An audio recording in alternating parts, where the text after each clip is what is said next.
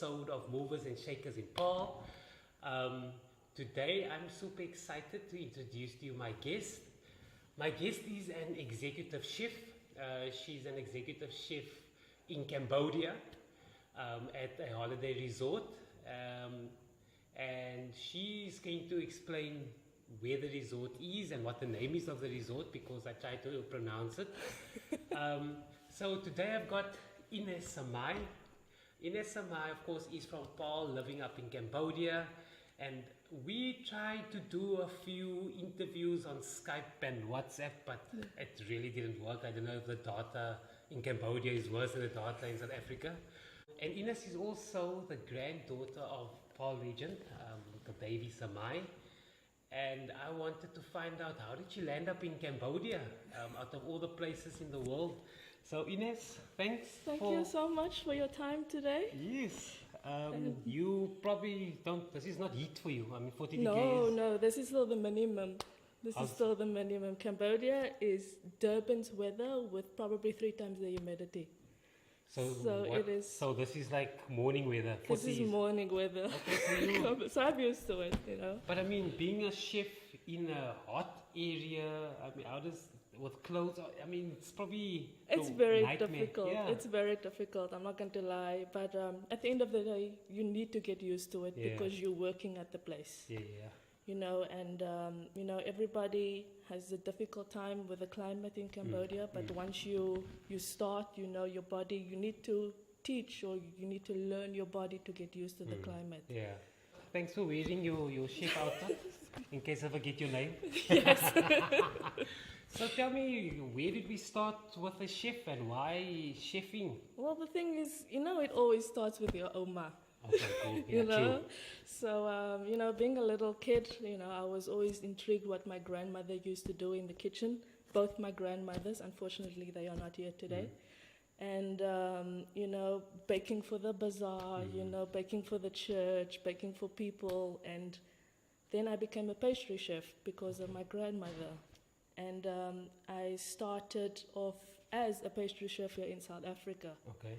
And I've worked at many top restaurants, top hotels throughout the Cape Winelands. And my point is that if I had to stay in South Africa, I would just be known as Ines, the pastry chef.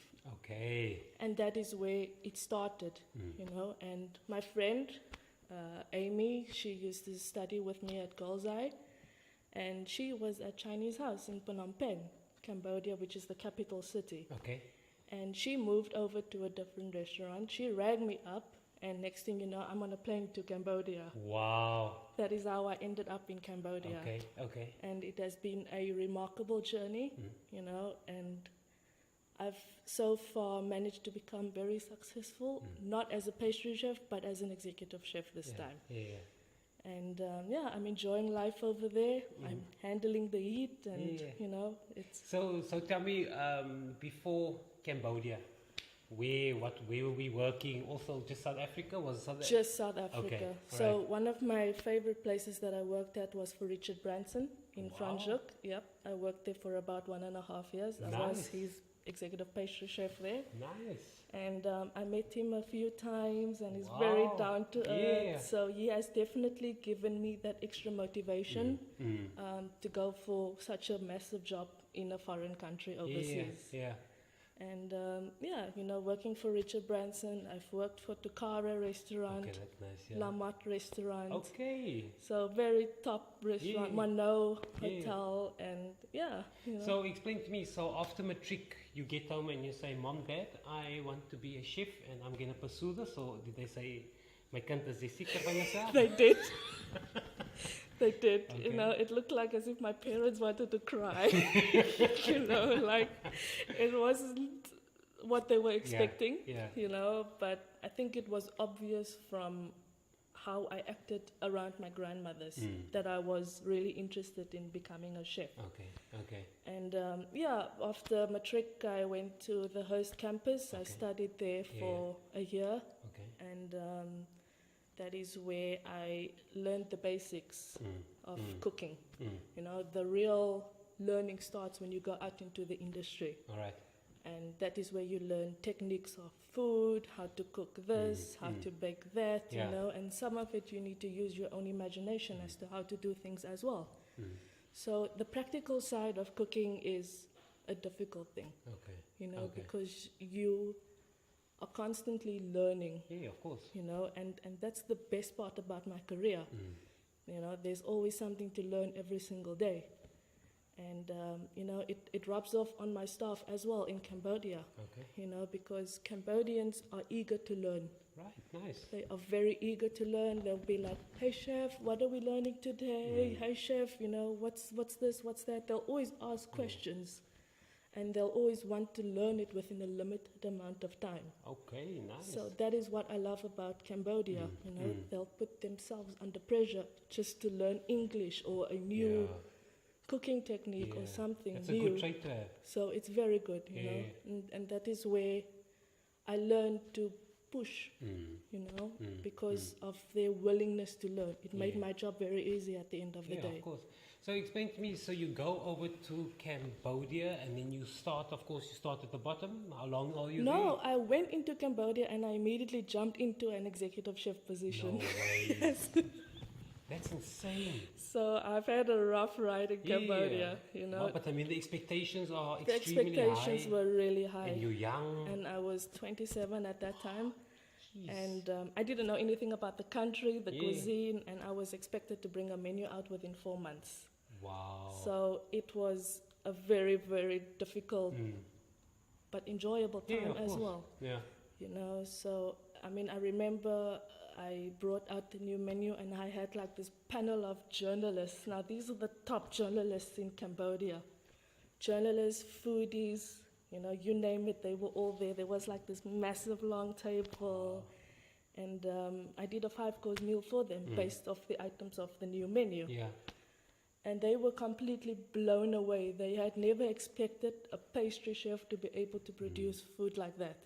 And you know, next thing you know it, I'm in the Phnom Penh Post, I'm in Asia Life magazine. What? And it just skyrocketed from there. Celebrity executive chef.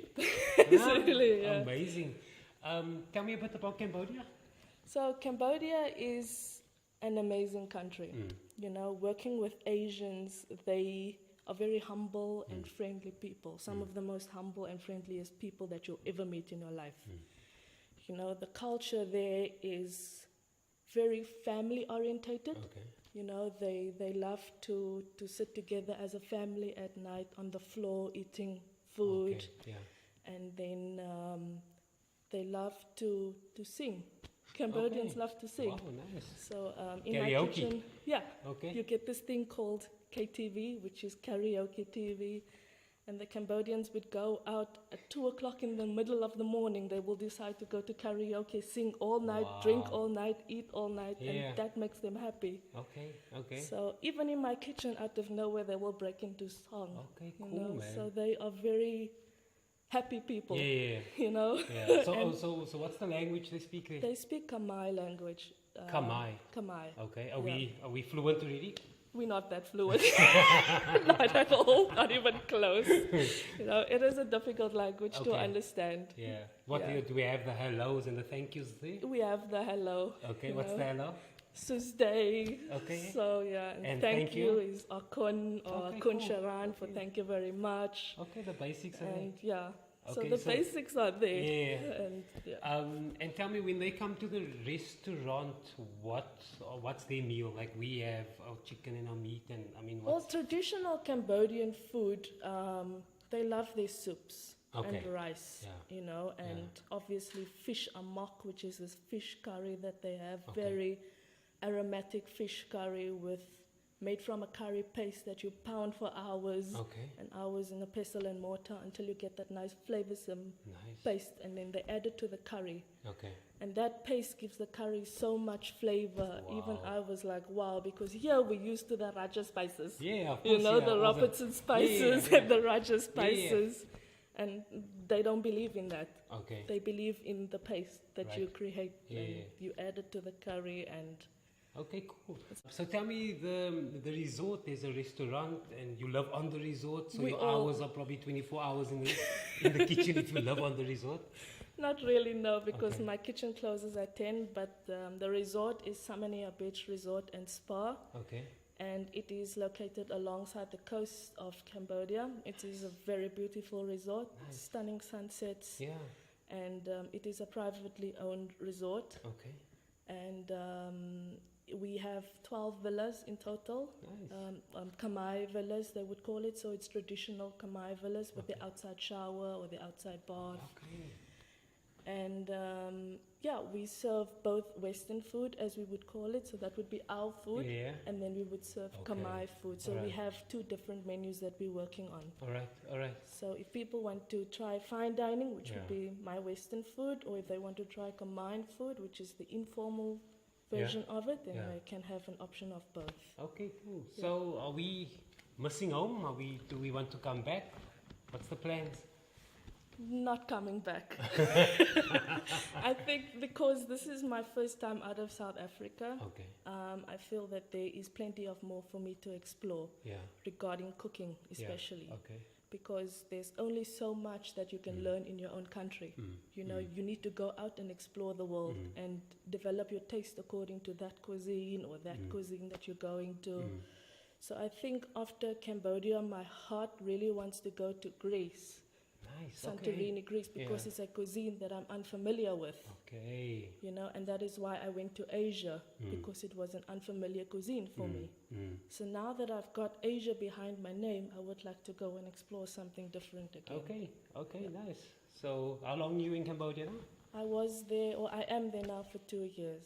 Okay. Cool. And I 2 see years. you have a dog and a cat. Or I have animals. You have animals. Yeah. What do we have? A cat and a dog? What do they have? We have 4 kittens. Oh my 4 gosh. kittens and 2 dogs, yeah, Oh my on the god. resort. Okay. What are the future plans except for Greece now? What are the future plans? Is that all? My future plans would probably still be an executive chef. Okay. You know, it's not just about being in charge of the kitchen, but you learn a lot as an executive chef. Yeah. You know, so I would definitely, as I've said, take my experience and apply it somewhere else and Yeah. teach those guys how to do Okay. different cooking Right. and stuff like that, you know. And I'm so thankful because the internet plays a big part in what I do. Of course. I saw You your know. photos and your Yeah, Insta foodies. yes. Yeah. So, So tell me do you have aspirations to have your own restaurant one day? Where will it be and what will the name be? I don't know for the name yet, but I'm probably thinking something small like a deli or something. Okay. Not fine dining because I would like baking is still a big part of my life. Okay. So I would really like to have my own deli Yeah. one day, where you can have an array of pâtissier, Yeah. freshly baked breads, Yeah. you know, and pick and choose and make your own sandwich, and still have nice lunch items. Yeah. You know, Okay. so that is my dream. Is there any ever time when you wake up in the morning you say, this chefing thing is, I'm getting tired. I think I need to go back home and do something else. Quite constantly. Yeah, I can imagine. Quite because the hours constantly. are long. My hours are very long. Yeah. You know, it starts off with breakfast and it ends off at dinner. Wow. You know, and it becomes very tiring. can imagine, You yeah. know, sometimes it has a bit of a negative influence because it drains you completely.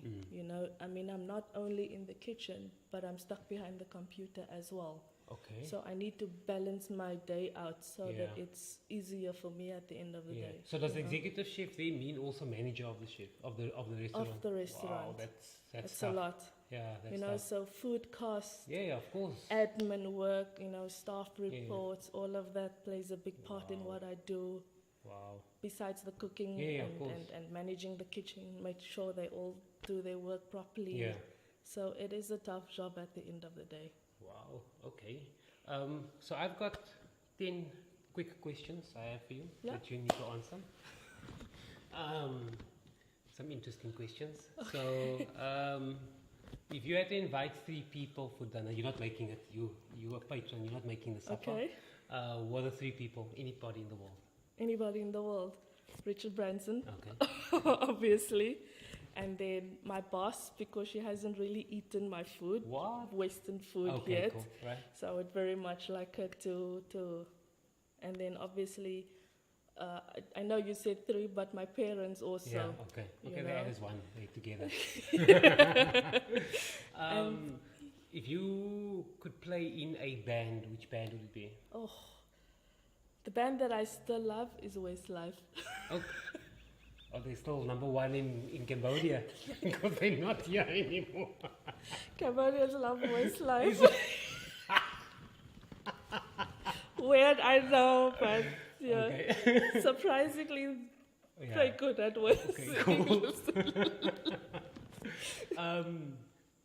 If you were to play in a movie, along which actor and along which actor? Okay, I'm scared now because if you speak about Westlife music, I don't know whose actors you're gonna say now.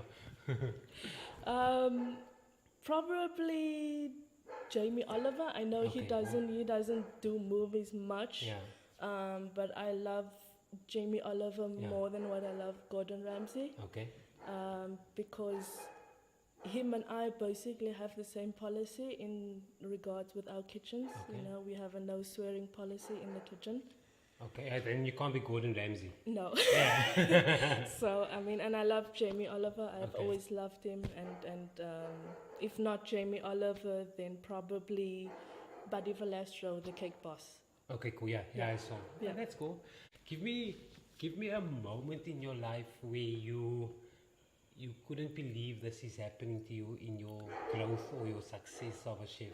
I think it started off in the plane when I was on my way to Cambodia. Okay. You know, it has always been a dream of mine to go overseas. Okay. You know, and I thought to myself, that was another pinch me moment, you know, because I couldn't believe that this was finally happening. You know, I mean, at such a young age, nobody can basically say that they are an executive chef No, at the I- age of 27 years Yeah. old, going to an unfamiliar country. You have no family or friends there, so it was a risky move. But at the end of the day, it was the best move that I could Yeah. have made Yeah. in my career. So what do you do when you stressed or overwhelmed or like you have to perform but inside it's just not happening? What do you do? Well, thank you to my friend Jack Daniels. Okay. Thank you Okay. to my friend Jack Daniels Yeah. and Johnny Walker. It definitely keeps me walking at the end of the day. Oh my gosh. What gets you gets you woken up in the morning? What when you wake up? What's that thing? My staff is like my family. You know, I spoke to them so many times and I'm like, guys, you know, you guys are basically my family. And then they all got emotional because, you know, they know I'm not from Cambodia, Yeah. and they try to make it as easy for me as possible.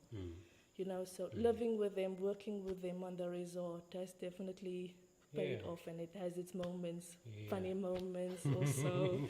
And, you know, a couple of chefs, you know, Yeah. at the end of the day, sometimes after work, they're not my staff anymore. You Yeah. know, they're my family Yeah, and of course. friends. Yeah. And And they could make your life difficult because you're a foreigner, they speak a different language. yeah, they could, but you know, it's not in them. You know, as Cambodians, like I said, they are very friendly Yeah. people, Yeah. opening, welcoming to anybody that enters their So country. cool. Yeah. So if you had 20 young aspiring chefs in front of you and they're looking up at you and they ask you, Ines, how did you get there? What is the secret?